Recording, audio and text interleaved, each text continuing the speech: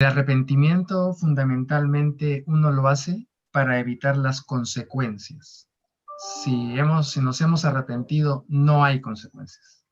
Se eliminan inmediatamente. Eso lo explicamos de una manera muy detallada.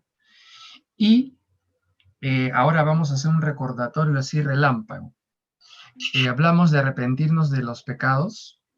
Cuando hablamos de eso, estamos hablando de un arrepentimiento personal, ¿no? Si todavía hay pecado en nuestra vida que no nos hemos arrepentido, tenemos que corregirlo ahora mismo. No debemos esperar hasta mañana, ¿sí? Porque puede ser demasiado tarde. Es bueno que al menor pecado que nosotros tenemos convicción que no está bien, inmediatamente póngalo bajo la sangre de Cristo para eliminarlo de su cuenta personal con Dios. Después estuvimos hablando acerca de la iniquidad, que es el pecado de las generaciones pasadas que pueden afectar nuestras generaciones presentes o futuras.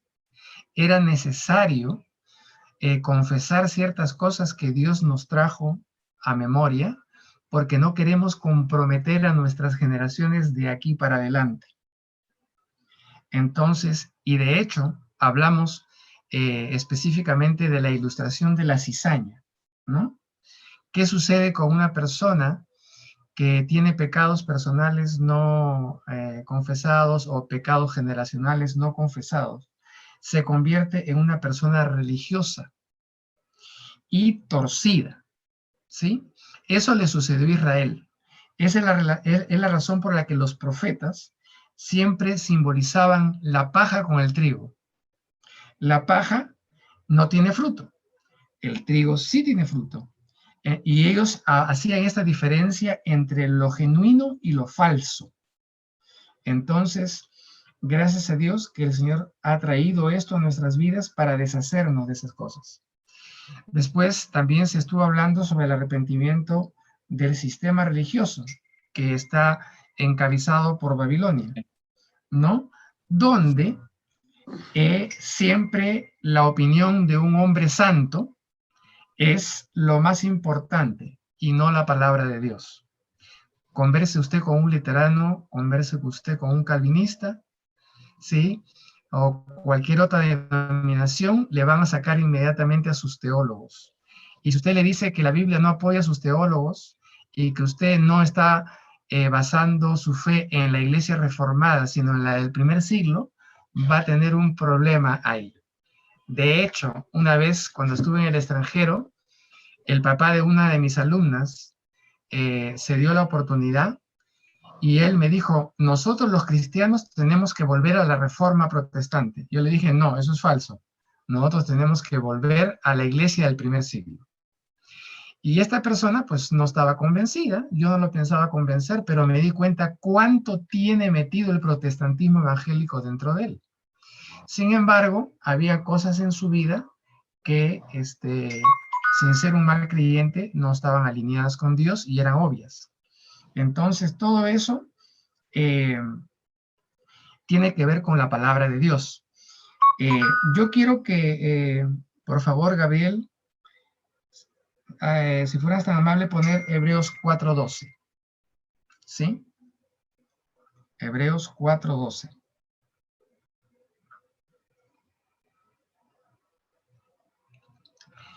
Y después de eso vamos a tener el texto que leyó la pastora, 2 Corintios 6.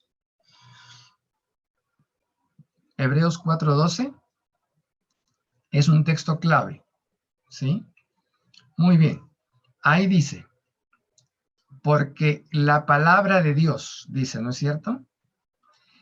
Lamentablemente esto no ha sido exactamente como dice el versículo, ¿no? Porque la palabra de la denominación tal, porque la palabra del teólogo fulano de tal, ¿sí? Porque la palabra del rabino X no ha sido porque la palabra de Dios es viva y eficaz. Porque si esas palabras hubieran sido palabra de Dios, entonces nosotros tuviéramos esta dimensión que dice aquí.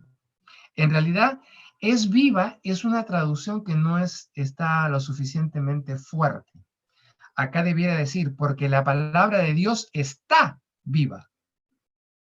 ¿Sí? Suena diferente. Y eficaz, esa palabra viene de una palabra griega que es poderosa. Está viva y poderosa. Tiene que ser la palabra de Dios exclusivamente, no la de cualquier hombre. Entonces, esa es la que corta. Esa es la que penetra, como dice aquí. Esa es la que discierne. Dice, corta como una espada de doble filo, penetra hasta partir el alma y el espíritu, dice las coyunturas y los tuétanos, y también discierne los pensamientos y las intenciones del corazón. En otras palabras, cuando la palabra de Dios, la única que debe ser enseñada y predicada, entra al ser humano, en el original es muy fuerte cuando dice, no dice parte el alma, dice divide, separa el alma del espíritu. O sea, lo que hace es, lo que es estrictamente del alma, tú lo vas a poder darte cuenta. Lo que es estrictamente del espíritu, tú te vas a poder dar cuenta. Así como puede penetrar a lo profundo de tus tuétanos, ¿no? Las articulaciones vendría a ser y los tuétanos. Nosotros tenemos en nuestro esqueleto articulaciones.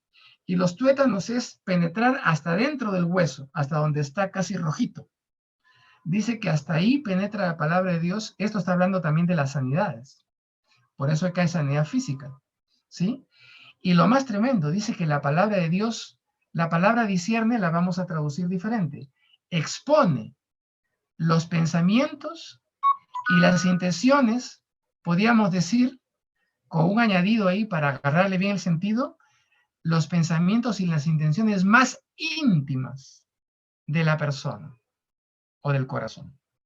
O sea que la palabra de Dios cuando trabaja, trabaja hasta lo profundo. Así como una espada puede penetrar en la carne de un ser humano y traspasarlo, y por supuesto matarlo también, entonces la palabra de Dios hace eso. Solamente que la palabra mata lo que no sirve, pero da vida a lo que viene de Dios. Es una espada poderosa, es mejor que cualquier espada natural, es la espada del rey, ¿sí? Entonces, nosotros no nos vamos a basar en palabras escritas necesariamente por seres humanos. Y quiero hacer una pequeña acotación aquí. El otro día estaba hablando con un pastor que es amigo mío, y me estaba contando de que cuando él era soltero, Dios le dio un buen trabajo. Y como no tenía grandes obligaciones porque estaba soltero, comenzó a invertir un montón en libros cristianos. Algunos eran de consulta, que esos sirven para siempre, pero la mayoría de ellos eran inspiracionales, motivacionales, etc. Todos los ales. ¿Y qué pasó? Que cuando comenzó a estudiar la Biblia y Dios le comenzó a abrir todo el panorama, así como estamos haciendo nosotros, dice que terminó botando muchos de los libros que había comprado y estaban en su biblioteca porque no obedecían necesariamente a lo que la palabra de Dios decía, sino un famoso escritor cristiano, pero no necesariamente era la palabra de Dios. Entonces, esa es la razón por la que él no pudo experimentar cambios en algunas áreas de su vida, porque él estaba leyendo de esos libros.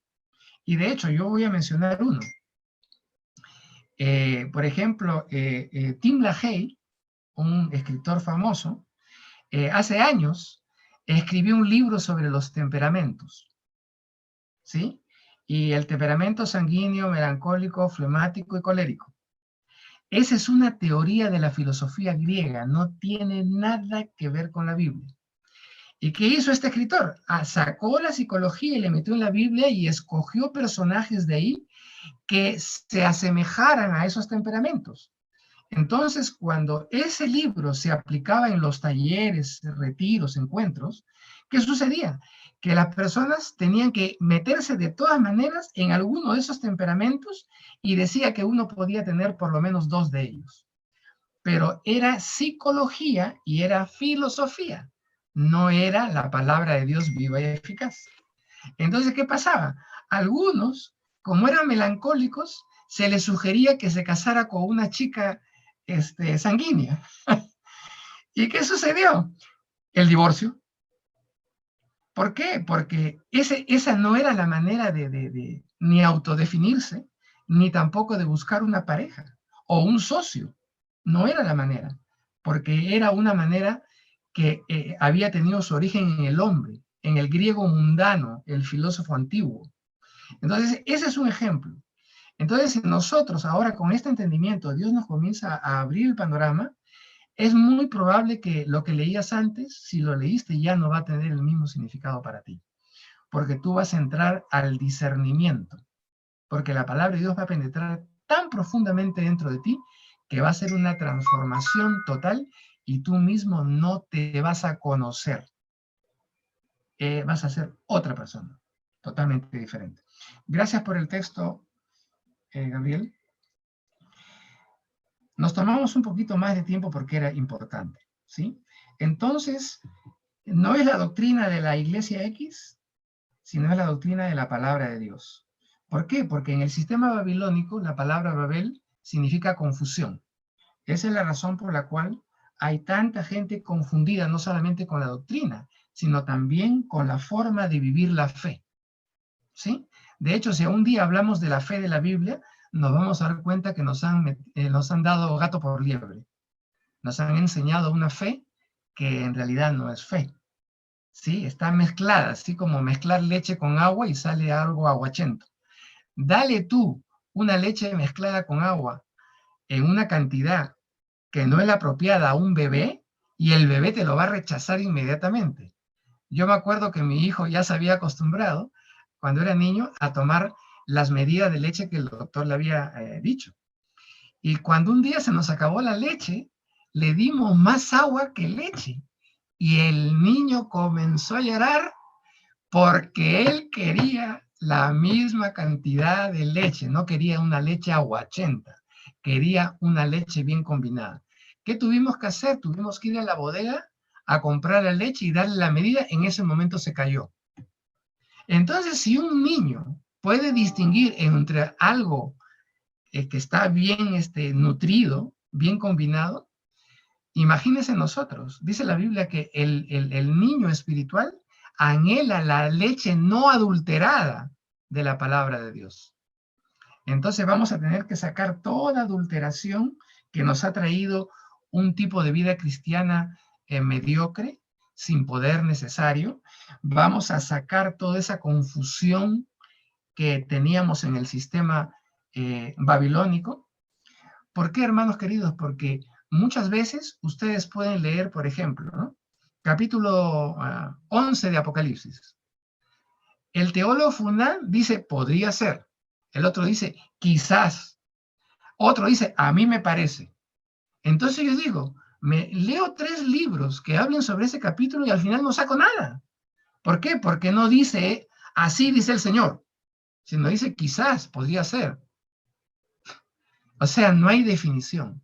La palabra de Dios es bien definida y no nos lleva a un estado de confusión, porque la Biblia dice que Dios es Dios de paz, no de confusión. ¿Sí? Ahora vamos a ver 2 Corintios, capítulo 6, versículos 14 al 18, y después 7:1. Ya la pastora Rosita tomó este texto, yo solamente lo voy a leer. Dice, no os unáis en yugo desigual. Ajá, yugo desigual. Con los incrédulos, porque qué compañerismo tiene con la justicia con la injusticia, y qué comunión la luz con las tinieblas. Y qué concordia Cristo con Belial. Mire, la palabra Belial, agarre las 3 primeras letras. Bel, de Babel, de donde proviene Belial. No hay concordia de Cristo con el sistema babilónico. No hay concordia de Cristo con el espíritu que está detrás de ese sistema. ¿Se da cuenta? ¿O qué parte el creyente con el incrédulo? Siguiente versículo. Es un yugo desigual. Babilonia no es para la iglesia.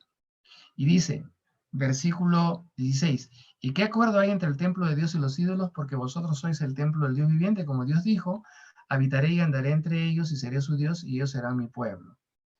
Por lo cual salid de en medio de ellos y apartaos, dice el Señor, y no toquéis lo inmundo, y yo os recibiré. Ok, esto le fue dicho a la iglesia de Corinto, a una iglesia del Nuevo Testamento, ¿sí? Si no salían, entonces, si no se apartaban, si no se separaban, entonces ellos estaban en inmundicia. Y esa presencia que habla el versículo 16, ¿puede retroceder un poquito? ¿Sí? Dios no los iba a recibir. Hay que retroceder un poquito al versículo 16, por favor, Gabriel.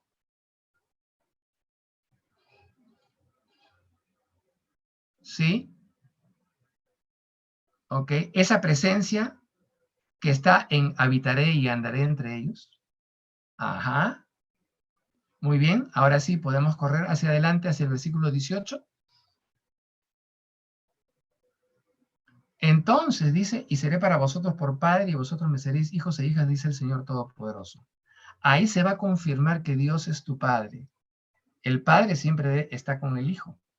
Pero si ellos no salían, el padre no iba a estar con el hijo. ¿Mm? No lo iba a confirmar como hijo. Ahora, 7.1, por favor.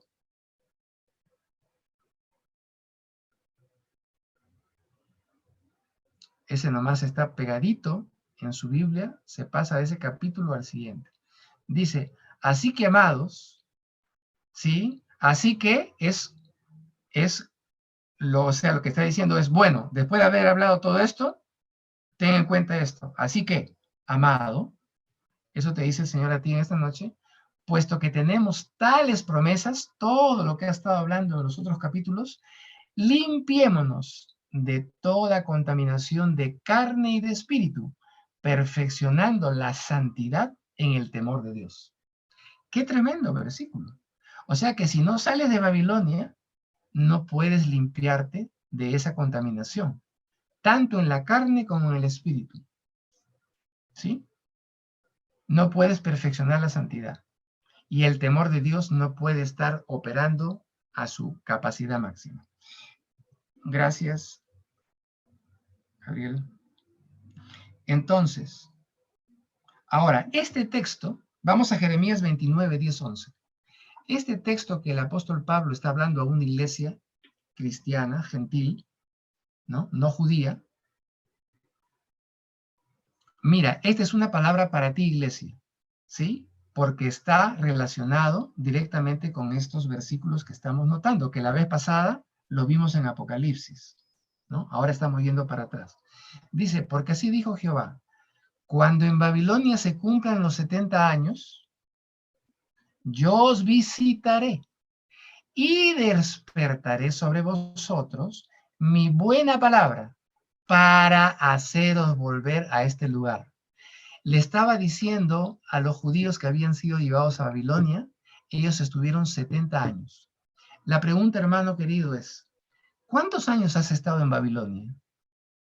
¿Cuántos años has estado metido en un sistema religioso que te lo autoimpusieron? Te lo impusieron a ti. Y tú te lo autoimpusiste a ti mismo. No serán 70 años, pero esos años eran años de cautiverio. ¿Se acuerdan cuando vimos la iniquidad? Dice que Jesús llevó cautiva la cautividad, o sea, la sacó de ahí. Entonces, ¿qué es lo que iba a hacer Dios cuando los sacara de Babilonia? Los iba a visitar, les iba a dar su buena palabra y finalmente ellos volverían a Jerusalén. Para nosotros sería volver al lugar donde debimos estar desde un principio. Y como no lo sabíamos, yo también pasé por ahí, yo tuve que regresar. Así como Jonás se estaba yendo a otro lugar y no a Nínive, así Dios no los quería en Babilonia, los quería en Jerusalén. Así a ti y a la congregación no las quiere en ningún lugar, sino en el lugar donde Dios planeó para ustedes. Y no estoy hablando de Trujillo, porque yo sé que la obra de Dios empezó en Trujillo. Estoy hablando del lugar espiritual donde tiene que estar. Y mira lo que dice el versículo 11. El versículo 11 dice, porque yo sé los pensamientos que tengo acerca de vosotros, dice Jehová, pensamientos de paz y no de mal, para daros el fin que esperáis. En otras palabras, te lo voy a parafrasear, es como que el Señor está diciendo, porque yo sé los planes que tengo para ti, para la congregación, para tu familia y para ti. Esos pensamientos son pensamientos maravillosos, ¿sí? No hay nada malo en esos pensamientos. ¿Y cuál es el objetivo? El fin, o sea, la meta, el propósito por el cual Dios los sacó de Babilonia, es que ellos estuvieran en su tierra prometida y disfrutaran el pleno de la bendición de Dios. No podía suceder eso si no salían de Babilonia. Y de hecho, Dios fue el que los sacó. Yo no me saco solo de Babilonia. Dios me saca a mí de Babilonia. ¿Sí? Entonces, sacándome de Babilonia, pidiendo perdón por mis pecados y por mis ancestros que me llevaron a Babilonia, los antiguos, entonces no hay manera que yo pueda seguir permaneciendo cautivo del enemigo en esa área. Muy bien. Las doctrinas cerradas. Mateo 3, 8 y 9. Esa es la cuarta área. Arrepentimiento de doctrinas cerradas. Ya la pastora estuvo compartiendo un poco de lo que vivieron anteriormente y las doctrinas que estaban equivocadas. Muy bien. Dice, haced pues frutos dignos de arrepentimiento. Si tú te has arrepentido realmente, tú vas a tener fruto. No hay manera que no lo tengas. Y mira lo que dice Juan el Bautista, ¿no? Los profetas eran bien filudos cuando hablaban. Y no penséis decir dentro de vosotros mismos, a Abraham tenemos por padre. Porque yo os digo que Dios puede levantar hijos a Abraham aún de estas piedras. Ellos se jactaban mucho de que Abraham era su padre. Así como hay mucha gente que se jacta de su denominación, se jacta de sus creencias, se jacta de sus líderes, se jacta de sus ancestros, ¿no? Se jacta de muchas cosas. ¿Por qué le dijo que Dios puede levantar hijos aún de las piedras? ¿Sabes por qué? Porque supongamos que solamente en el terreno de la suposición, si una iglesia se destruyera totalmente y no queda ni uno solo en la iglesia, para Dios no es problema, porque de esa destrucción Dios puede levantar hijos. Entonces lo que le estaba diciendo aquí era, bueno, si algún día solamente quedaran piedras de la descendencia de Abraham, yo como Dios no tendría ningún problema de levantar hijos de ahí. O sea, Dios los sacaría de la nada. Entonces, ¿qué pasa? Nosotros debemos ser humildes, porque a veces nosotros pensamos que Dios solamente trata con nosotros y nada más que con nosotros. Dios trata con todos los que Él tenga que tratar. Y si yo no doy fruto de arrepentimiento, entonces Dios me va a dejar. Y Dios va a ir a otro lado a buscar quién le escucha, quién le obedece y quién le quiere servir y quién quiere hacer las cosas como a Él le gusta. Entonces, el que se arrepiente evidentemente tiene fruto. Amén. Entonces, las doctrinas cerradas, ¿sí? Nos han hecho desviar, ¿sí? ¿Por qué? Porque estos que se creían hijos de Abraham, decía, claro, si esa es doctrina, pues claro, yo soy descendiente de Abraham, en la carne, y también lo dice la Biblia. Pero no daban frutos. Si tú lees un poquito, este contexto le dijo generación de víboras. Ellos se creían descendencia de Abraham, pero para el profeta era una generación de víboras. Entonces les tuvo que hablar fuerte para que se arrepintieran, ¿no? Y de hecho, hubieron algunos discípulos de Juan el Bautista que llegaron a ser discípulos del Señor Jesús. Muy bien, dejamos este texto y nos vamos a Hechos 17:30, ¿sí? Y te voy a hacer un resumen rápido. ¿Qué hora tenemos? 8 y 8, estamos perfectos. En el Antiguo Testamento, la palabra arrepentimiento en una demanda de Dios para con su pueblo se repite 69 veces. En el Antiguo Testamento se repite 69 veces. Y en el Nuevo Testamento se repite varias veces. Pero yo voy a compartir con ustedes solamente 7 menciones que yo las considero importantes. En primer lugar, Hechos 17:30 es el arrepentimiento que tuvieron, este es un arrepentimiento para todos. Miren lo que dice. Pero Dios, habiendo pasado por alto los tiempos de esta ignorancia, ahora manda a todos los hombres en todo lugar que se arrepientan. O sea, el arrepentimiento no solamente es para la iglesia, es para todos los hombres. Y dice que Dios pasó el tiempo de la ignorancia. ¿Por qué? Porque Pablo le estaba predicando a los gentiles que no conocían de Dios como los judíos. Nosotros lo podíamos aplicar, es que Dios ha pasado por alto el tiempo que nosotros no sabíamos estas cosas. Entonces nos manda a todos nosotros que nos arrepintamos. ¿Sí? Vamos a ver Hechos 20:21. Dice, testificando a judíos y a gentiles acerca del arrepentimiento para con Dios y de la fe en nuestro Señor Jesucristo. Está bien indicando que no solamente los judíos, sino los que no son judíos, tienen que arrepentirse. Por eso dice que le está testificando para que se arrepientan. Bien, siguiente versículo. 11:18. Dice, entonces oídas estas cosas, callaron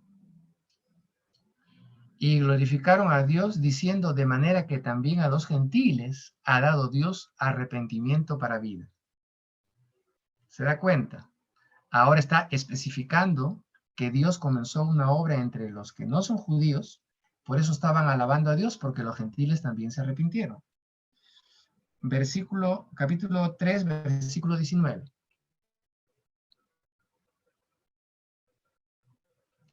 Dice así, así que arrepentíos y convertíos, para que sean borrados vuestros pecados, para que vengan de la presencia del Señor tiempos de refrigerio. El convertirse es dar la vuelta. O sea, estabas caminando, Dios te para ahí, te dice que te arrepientes, y ese camino que tú estabas caminando ya no sirve, te da la vuelta. Eso se llama convertirse, cambiar de rumbo.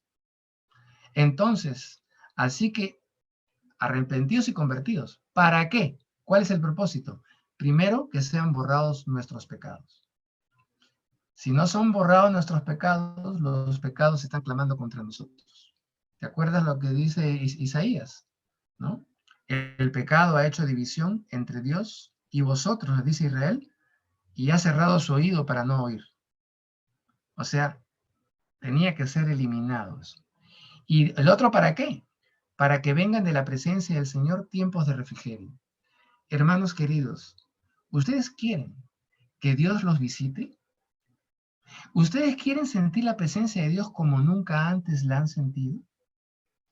No solo en una reunión, sino en todas sus reuniones. Seguro que sí. Miren, hermanos, si ustedes no perciben a Dios cada vez que se reúnen, algo mal está ahí. Debiera ser lo más normal, lo más natural, entre comillas, que cuando ustedes se reúnan perciban la presencia de Dios.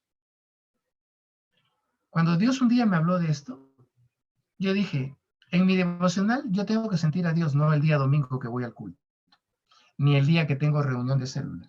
Yo tengo que sentir a Dios cuando estoy a solas con Él todos los días. porque la presencia de Dios no me es negada.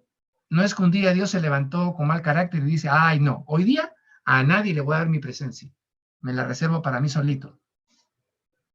No dice eso.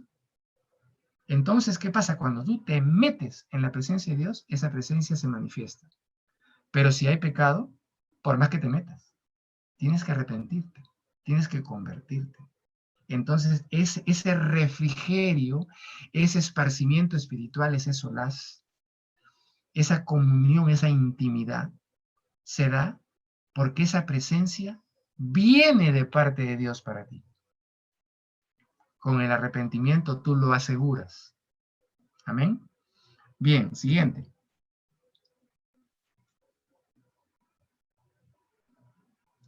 Segunda Corintios 7:10. Sí, después vemos el de 2 Corintios 12. Vamos a 2 Corintios 7:10.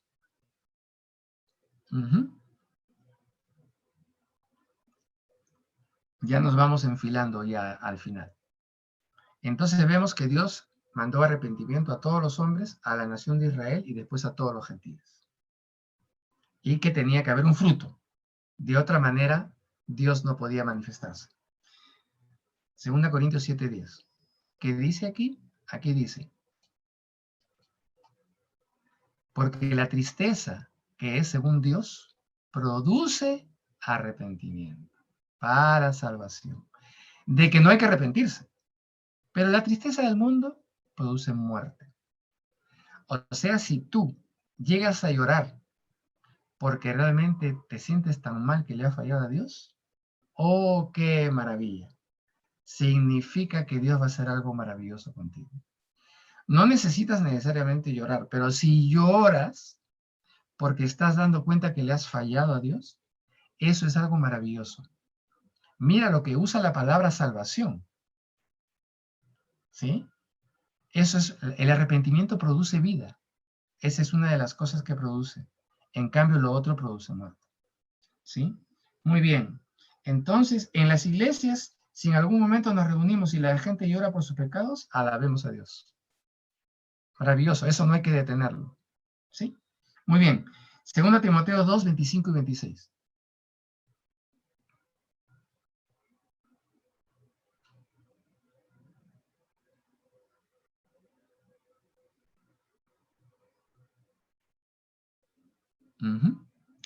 Segunda Timoteo 2, 25 y 26.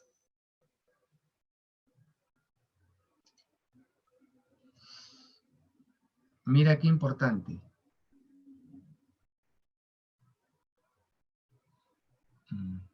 Gabriel, necesitamos ese texto. Yo les compartí la vez pasada una enseñanza sobre evangelización, ¿no? En un servicio, recuérdenme. Sí, ¿no? ¿Sí? Sí. Ok. Sí. Miren lo que dice acá. Gracias. Miren lo que dice. Que con mansedumbre corrija a los que se oponen, por si quizá Dios les conceda que se arrepientan para conocer la verdad y escapen del lazo del diablo en que están cautivos a voluntad de él. Mira, la gente cuando evangelizamos, también ellos tienen que arrepentirse, ¿no? Y qué lindo lo pone Pablo. Dice que lo hagas muy humildemente, ¿sí? ¿Por qué? Porque ellos no se han arrepentido, no conocen la verdad, están atrapados en las garras del diablo. No están en la voluntad de Dios, están en la voluntad de Él. Entonces, si tú eres una persona que te arrepientes, entonces vas a valorar el arrepentimiento y lo vas a poder discernir, porque muchas veces la gente dice que se arrepiente, pero en realidad no se arrepiente. ¿Sí? Entonces, cuando tú evangelizas, entonces la gente, tú le puedes dar testimonio, e incluso, como Dios te guíe, en qué te has arrepentido, testificarle de lo que es un verdadero arrepentimiento para que esta persona sea librada. Muy bien, y finalmente el último texto, 2 Corintios 12, 21.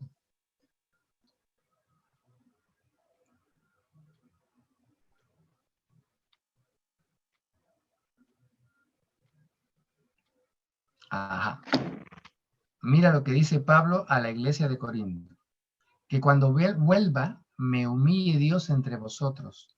Y quizás tenga que llorar por muchos de los que antes han pecado y no se han arrepentido de la inmundicia y fornicación y lascivia que han cometido. O sea, Pablo predicaba el arrepentimiento aún para la iglesia, pero dice que probablemente él va a tener que llorar porque algunos todavía no quieren arrepentirse de estos pecados específicos que se han puesto aquí. ¿Sí? Entonces, puede darse el caso de que, a pesar de que hay una enseñanza correcta, las personas no quieran arrepentirse de todo lo que tienen que arrepentirse. Entonces, miren qué tremendo cómo lo pone Pablo. Tenga que llorar por muchos que no se arrepienten. Espero que no hagan llorar a su pastora. Espero que no hagan llorar a ustedes como líderes, la gente que ustedes tienen. No los hagan llorar porque no quieren arrepentirse. Pero si el líder se arrepiente, ¿no? Si yo como maestro de ustedes me arrepiento y les enseño con el ejemplo, entonces todos ustedes van a poder valorar lo que es un arrepentimiento. ¿Saben por qué? No solamente porque yo les estoy dando testimonio, sino porque Dios valora tremendamente a una persona que se arrepiente. ¿No dice la Biblia que cuando el pecador se arrepiente hay una fiesta en los cielos? ¿No lo dice la Biblia? Entonces, que se arme la fiesta arriba, porque nosotros nos hemos arrepentido de todo lo que tenemos que arrepentir. Y si tú me dices, pastor, ya no sé de qué arrepentirme, bueno, si ya de repente ya no hay nada, pues, pero si de repente hay algo, pues dile, Señor, ¿todavía hay algo? Sí. El otro día estaba hablando con una persona creyente y me dice que Dios le dio un sueño después de años de vida cristiana. Por supuesto, esta no es una persona que no es una verdadera creyente, es una verdadera creyente. Y me dice, y Dios me dio un sueño. Y en el sueño me mostró de qué debía arrepentirme. O sea, de algo que no lo había tomado en cuenta, pero Dios también está tratando en el área de arrepentimiento. ¿Te das cuenta qué maravilloso es nuestro Dios? Cómo nos lleva, porque nos ama, hacia un arrepentimiento total. Entonces, en esta noche, yo estoy contando que las cosas que tú te tienes que arrepentir con Dios, o sea, tus pecados personales, eso lo arreglas tú con Dios. La iniquidad sí fue una administración grupal. Te ayudé, pero Dios puede mostrarte, si es que no te mostró antes, algunas cosas más que pueden afectar tus generaciones. Pero ahora tenemos que arrepentirnos fundamentalmente del sistema babilónico. Ahora, yo no he tratado con ustedes algunos otros temas que son doctrinas falsas que la iglesia evangélica cristiana tiene, que la ha jalado. Te voy a poner un caso. Martín Lutero fue un hombre de Dios. Él no solamente tradujo la Biblia para aquellos que no tenían acceso, sino también él trajo de nuevo, por inspiración del Espíritu Santo, la doctrina de la justificación por la fe. Porque en su época había gente que pagaba la Iglesia Católica para que lo sacaran del infierno o lo sacaran del purgatorio. El que pagaba más tenía más años de perdón. Y si pagabas una cantidad exorbitante, por esa cantidad estaban perdonados todos los pecados de tu vida. O sea, te podías tirar al pecado completamente porque ya habías pagado tu indulgencia, se llamaba. Entonces, con la justificación por la fe, que está en el capítulo 5 de Romanos, él demostró que la iglesia tenía que venir de nuevo a esa doctrina. Sin embargo, salió con una doctrina totalmente equivocada, la transustanciación, que dice que el cuerpo y la sangre de Cristo son literalmente el cuerpo, el pan y el vino. O sea, él mismo jaló una doctrina católica sin darse cuenta que estaba equivocado. Entonces, qué importante es limpiarnos de todas esas cosas. Ya Dios nos va a dar un tiempo para eso. Pero ahora vamos a orar. Ahora vamos a orar y le vamos a pedir perdón al Señor